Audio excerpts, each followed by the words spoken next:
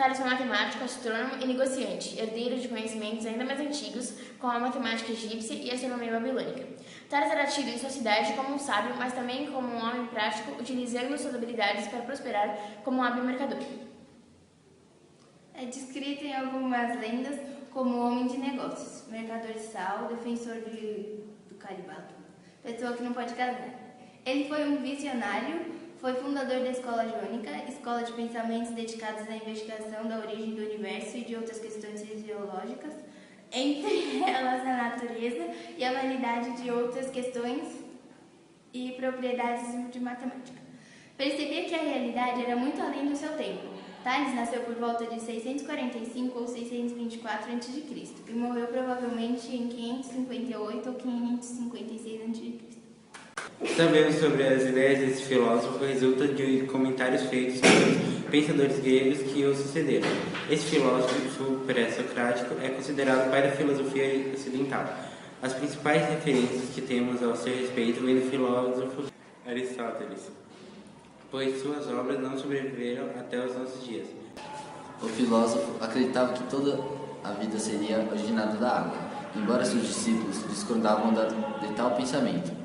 Eles apenas concordavam sobre a existência de um princípio único para a natureza primordial. Segundo Tales, a origem de todas as coisas estava no elemento água. Quando densa, transformava-se em terra.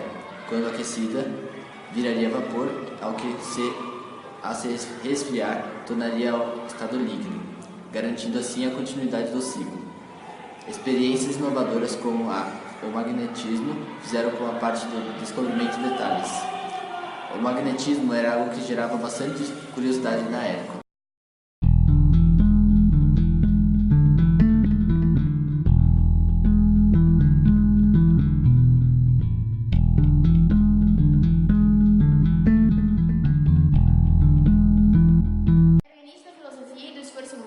Em compreender o espetáculo da existência a partir da racionalidade, lançando um olhar crítico aos científicos de hoje para a época. Certos fenômenos eram povoados por elementos mágicos mitológicos. Portanto, para um grego antigo, a ideia de que uma coisa simples como a água pudesse se transformar em outra coisa não era absurda. Tales observava que os animais, as plantas, etc., necessitavam de água para sobreviver e se desenvolver. Além disso, o mundo até então conhecido também parecia estar sobre a água, rodeado e sustentando por ela. Tales acreditou que o princípio universal que cria e rege todas as coisas será a água. Disso decorre que a alma, como vida, também era constituída de água, e assim sendo, todas as coisas estariam cheias de deuses. Dessa forma, pôde Tales declarar que a magnésia atrai o ferro por também possuir a água. Vamos falar um pouco da história dos seus estudos. Tales de Mileto deve ter obtido conhecimento e informações sobre astronomia e matemática, aprendendo geometria no Egito. Na Babilônia, sob o governo de Nabucodonosor, entrou em contato com as primeiras tabelas de instrumentos astronômicos e diz que em 585 a.C. conseguiu predizer o eclipse solar que ocorreria nesse ano. Tales é considerado o primeiro filósofo e o primeiro dos 7 sábios, discípulos do egípcio e caldeu, e recebe o título comumente de primeiro matemático verdadeiro, tentando organizar a geometria de forma dedutiva. Acredita-se que durante sua viagem na Babilônia, estudou o resultado que chega até como nós, Teorema de Tales, segundo o qual um ângulo escrito num semicírculo é um ângulo reto.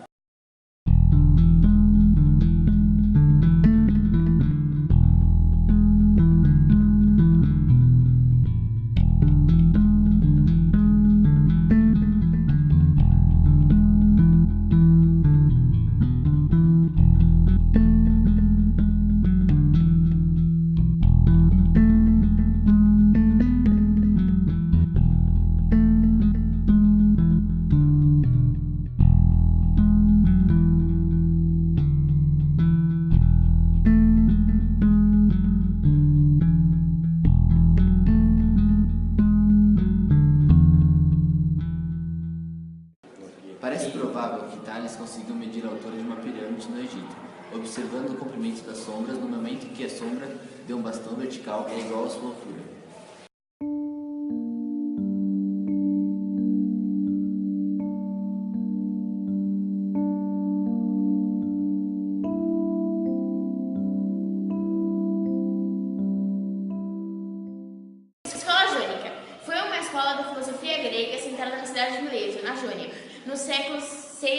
5 a.C. Embora a Jônia tenha sido o centro da filosofia ocidental, os filósofos que ela produziu, incluindo Tales, Anaximandro, Anaximente e outros, tinham pontos de visão tão divergentes que não se pode dizer que tenham pertencido stricto sensu a uma escola filosófica específica. Aristóteles os chamou de fisiologoi, que significa aqueles que discursavam sobre a natureza. Porém, jamais os classificou como uma escola jônica. A classificação deles foi feita pela primeira vez por Sócio, que era historiador da filosofia do século II. Por vezes são designados explicar a natureza da matéria. A maior parte dos cosmologistas acredita que, embora a matéria possa mudar de uma forma para outra, toda matéria tem algo em comum, inalterável.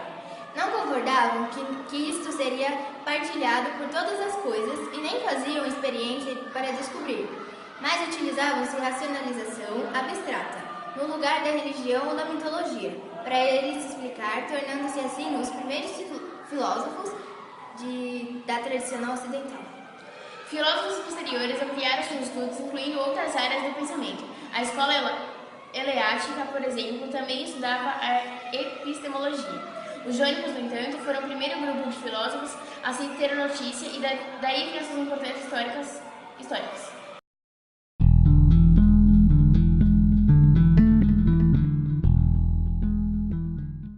Sócrates nasceu em Atenas, provavelmente no ano de 470 a.C., e tornou-se um dos principais pensadores da Grécia Antiga. Podemos afirmar que Sócrates fundou o que conhecemos hoje por filosofia ocidental. Foi influenciado pelo conhecimento de outro importante filósofo grego, Anaxágoras. Seus primeiros estudos e pensamentos discorrem sobre a essência da natureza da alma humana. Sócrates era considerado pelos seus contemporâneos um dos homens mais sábios e inteligentes. Seus pensamentos demonstram uma necessidade grande de levar conhecimento para cidadãos gregos. Temendo algum tipo de mudança na sociedade, a elite mais conservadora de Atenas começava a encarar Sócrates como um inimigo público e um agitador em potencial. A história filosófica teve início há mais de 2.500 anos. Foi na Grécia Antiga que essa ciência nasceu e ganhou suas primeiras dimensões. Apesar de conviverem em cidades-nações diferentes e adversárias entre si, os gregos conseguiram dar origem a uma comunidade única em relação à língua, religião e à cultura que impulsionou o grande salto à ciência na Idade Antiga. O período socrático apontou para uma modificação a respeito do elemento de pesquisa da filosofia que sai da metafísica e caminha em direção ao homem em si.